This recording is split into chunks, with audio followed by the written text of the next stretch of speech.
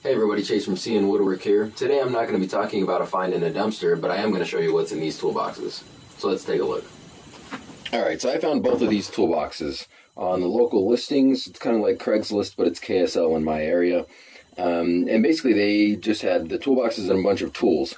And I was kind of looking through the pictures, saw some things that I liked, figured I would go pick it up and see if there was anything good.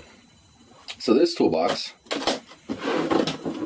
has just a bunch of random, nothing too special, just some pliers and some screwdrivers and whatever, all stuff that you could go pretty much buy if you wanted to buy it. But this toolbox proved to have a little more interest and a little more worth.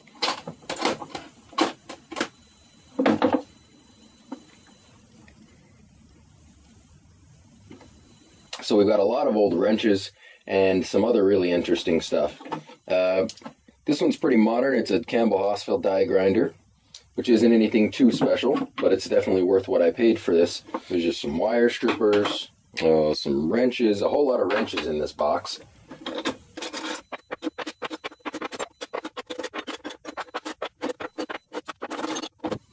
For me, what I thought was pretty cool about most of these is they're all, for the most part, made in the USA.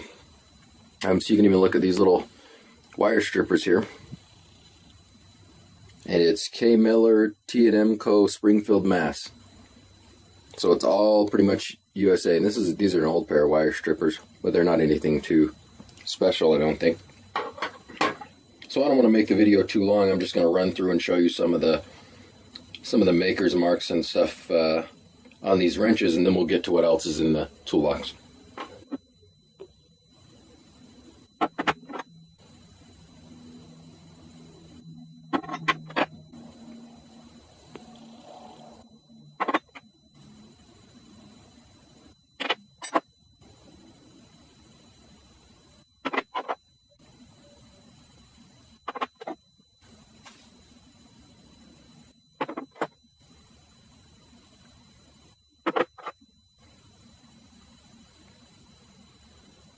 Now I've looked at the majority. I wanted to point out a few that I thought were kind of interesting. I've got this one here, and it's got the B in the triangle as the maker's mark. It says the Billings and Spencer Co. And I think it says Hartford, Connecticut, maybe. So that's kind of interesting. They've got that stamped there. And like I said, I don't know a whole lot about wrench manufacturers. If somebody takes the time to stamp their tools like that, a lot of times they're pretty decent quality. This one's pretty old too. This one's got a maker's mark on it, and I'm not sure what that one is. This is kind of a funny little wrench here. And this one's got a B with an H and an M in it. And this almost looks like one that's tool specific, maybe made in-house, because it is a little primitive. But that's kind of a cool little wrench there too. And this one, let's see here. Looks like Bink Manufacture Co. This one I assume is probably going to be also something that's tool specific or for a specific task. And then we have these, and there are a few of these. These almost look like they're made in-house too. It's got a flathead screwdriver on this side. I'm not sure what they're specifically for. They look like they've been designed for something real specific. But I'm sure they're heavy duty, and I'm sure they just work as pliers. They don't really have a maker's mark. This one says Worth on it, and you can see somebody's beat that pin back down. So I don't know if these are made in-house or what. They look like they had gold paint on them at one point. I can't identify them as far as them being a maker or what they're specifically for. Here's this one. It's got US stamped on both sides. There's those two, which looks like maybe just some electrician's tools. It's got a little cutter on there, maybe just for wire. Those are pretty cool. If you can identify any of those, send me an email or post in the comments. It'd be cool to know maybe some of the manufacturers, some of the history on all this stuff. Alright, now let's take a look at a few other things that I found in here. So this is a pretty old set of calipers. It looks like it's General is the brand, number 621. Some original vice grips. Is this, which is a Craftsman. But I don't think it's real old, though. This handle's plastic. Now, here's one I had no idea on. I have no idea what this tool is for. It's kind of like the screw-off back screwdrivers we have now. but it's got these sockets, and I don't know if it's just a socket set, but if you look in there, it's not really a full socket, it's like wings in there, which is kind of interesting, and then this just goes on the top. And I don't know if it's just meant to be a socket wrench or something somebody made, I have no idea. I just thought it was kind of interesting. I've never seen anything like that really before.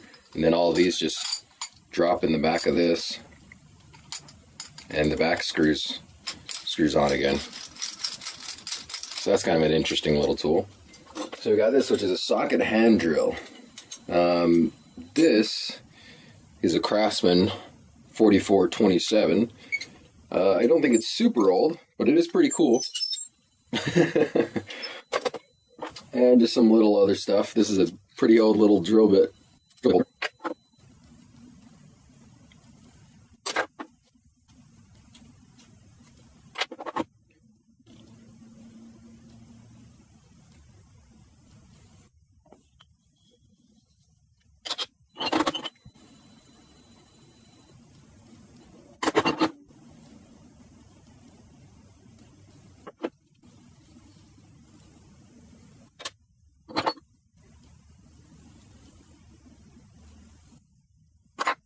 Alright, now we've got some other fun stuff to look at. So this right here is a Yankee number 41 push drill. So you push it in, and it'll drill. Can't do it with this there. It'll drill as you're pushing it in. You just put your bit in the end of the collet here. And that's pretty cool. So this one, if you know what this one is, it's a dial saw. And basically what you can do with this is you can move these teeth in and out, and it works like a hole saw, and it'll drill your hole to the diameter that you set it to. So that's pretty cool too. Then I got a few of these too, and these are to hold a rasp, I believe. So it's just a rasp handle, so you just put your rasp in there, your file, tighten it down, and then you can hold it. And I got one with the clamp on it, and I got two that don't have the clamp, so I might look for clamps for these or make some. Then this is kind of an interesting little countersink bit. It says U.S. Army 96-40645. I'm not sure if that's the part number or, but it's pretty cool regardless. And then there's this. So this is a little combo square that's missing the pin and spring in here. But no biggie on that. I can get another one of those. And this is a Miller Falls Co. From Greenfield, Mass. It's a number 4. That's cool. And there's this, and I saw this in the picture when I looked at the ad. And it's a swan chisel. It's a swan chisel that somebody has beat the out of. But yeah, I thought this was pretty cool. This is like a 1.5 inch, I think.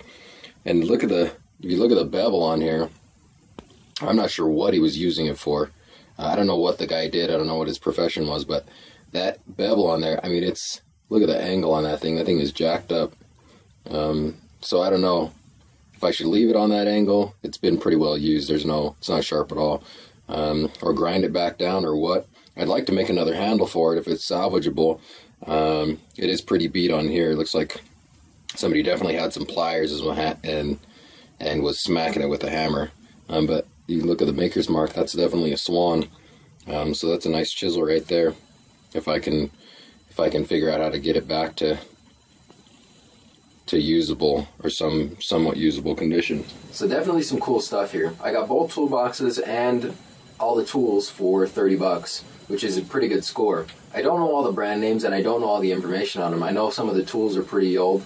If you have any information and you wanted to share with me, leave it in the comments, send me a link, email me, whatever. I always like to know about all these old tools. I'm probably going to keep quite a few. Some of them I don't have a use for, so I may just sell them off or give them away. But very cool stuff. It's kind of what you get when you keep your ear to the local classified section. Just wanted to share that with you guys, and until the next video, you have a good one.